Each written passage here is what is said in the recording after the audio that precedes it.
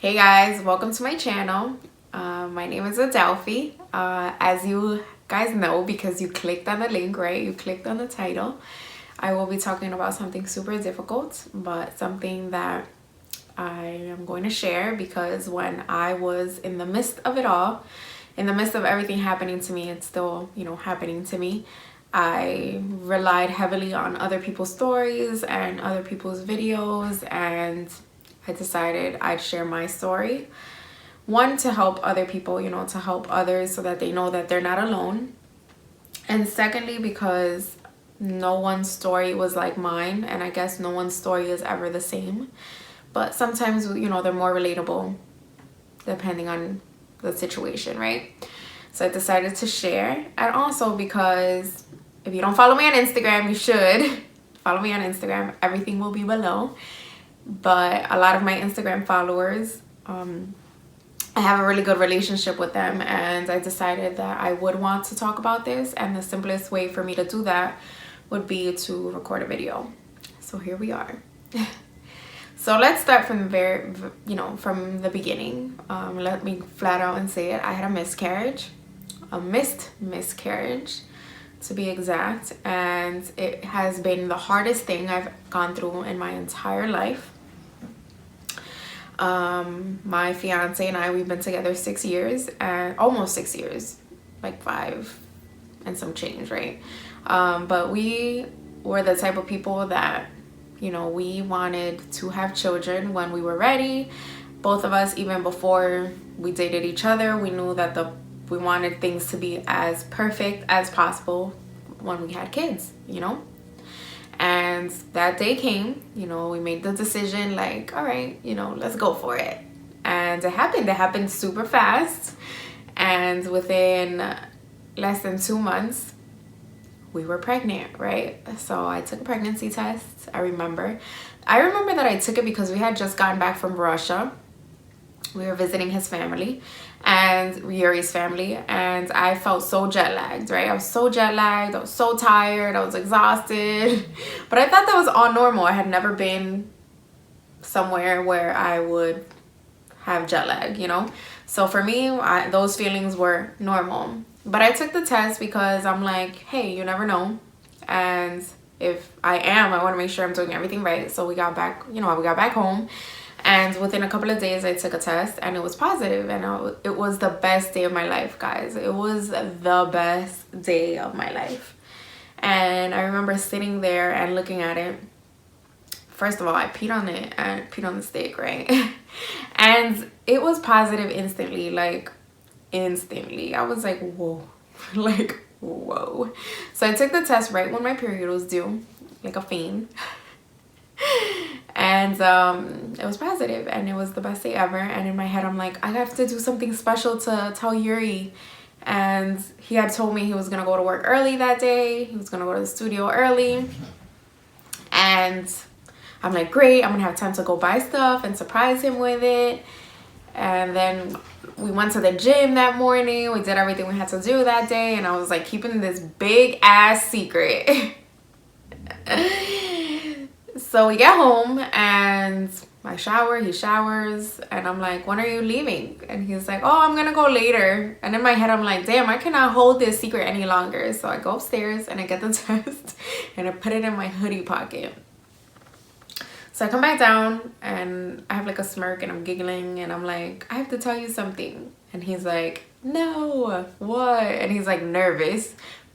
For those of you that don't know, well, a lot of you don't know, but Yuri is very like, everything to him is like a shocker. Like he overanalyzes, and he's just that type of person. Like everything is like, oh my gosh, So he's like, oh my gosh, no, don't tell me. Like, don't tell me. And I'm like, yep, it happened. I have it in my pocket.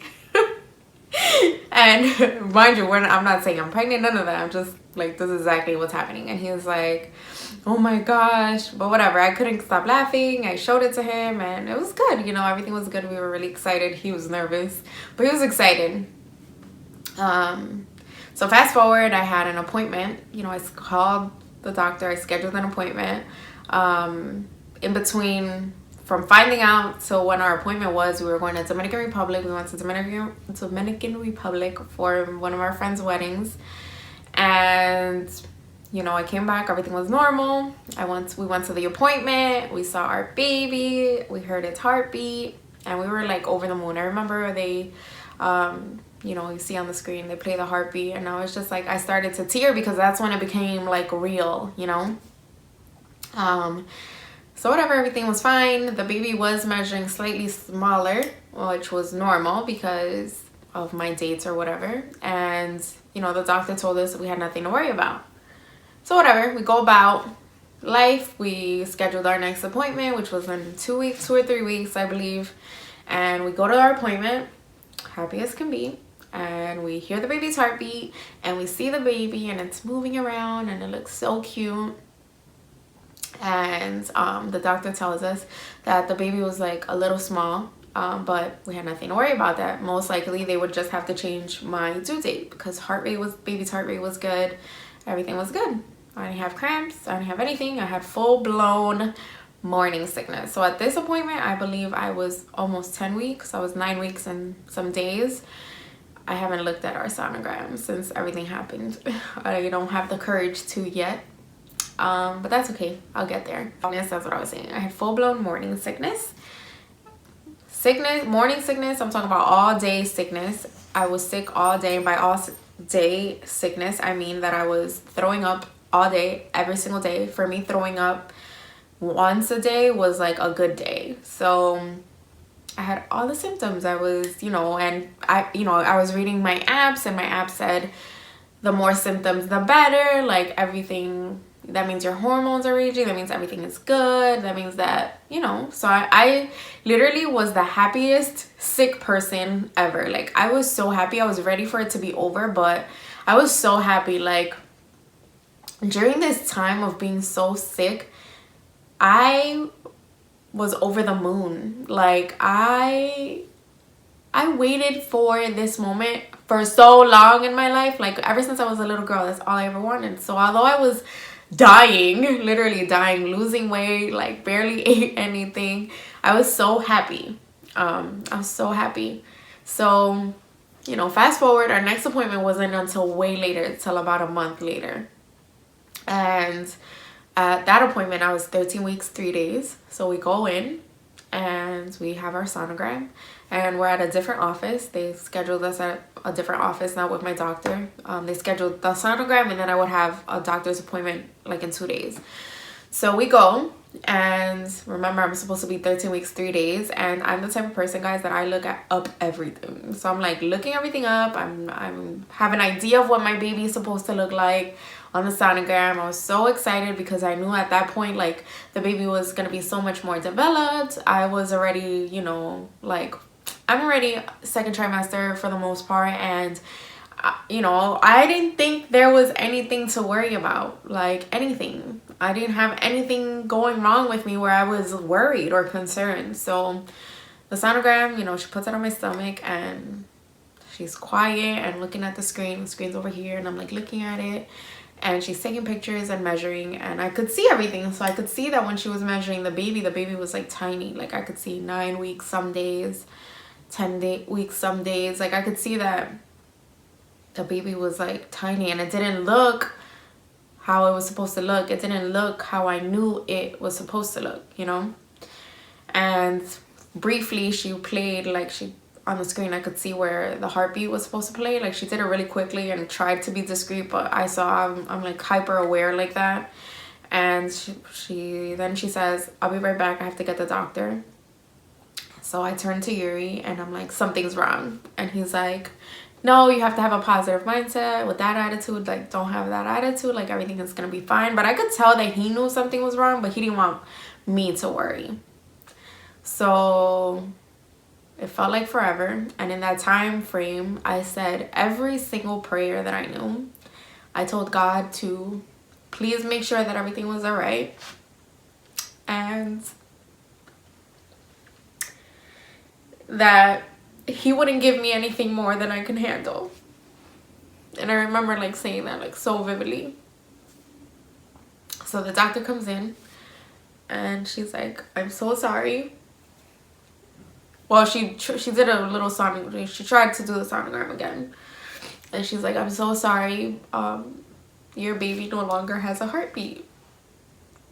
And it stopped growing a couple of weeks ago. And it was the worst day of my life. It was such a bad day.